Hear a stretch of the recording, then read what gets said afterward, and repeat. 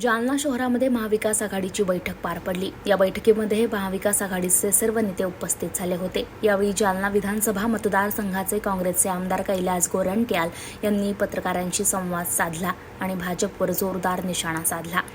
राज्यात महाविकास आघाडीचे 30 खासदार निवडून येणार असल्याचा दावा त्यांनी बोलताना केला। उपमुख्यमंत्री अजित पवार यांनी 72,000 कोटींचा घोटाळा केला हे भाजपनंच म्हटलं आणि त्याच घोटाळेबाज अजित पवारांना भाजपने आपल्या पदरात घेत सर्व गुन्हे माफ केले असं देखील गोरंट्याल यांनी म्हटलेलं आहे। दरम्यान भाजपाने शिवसेना फोडी राष्ट्रवादी फोडी हे फोडाफोडीचं राजकारण केलं। भाजपला येत्या 13 तारखेला मतदार राजा आपल्या मतदानातून दाखवून देणार आहे असं देखील काँग्रेसचे आमदार कैलास गोरंट्याल यांनी म्हटलंय।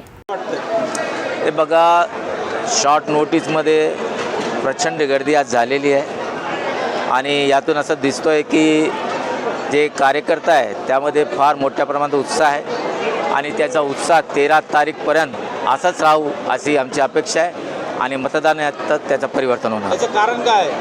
हे बघा, तुम्ही बघा, एकतर भारतीय जनता पार्टीचे नेता ज्यांनी जे शिवसेना फोडली, ज्याने राष्ट्रवादी फोडली, ना खाऊंगा ना खिलाऊंगा ना खाने दूंगा असं होतं।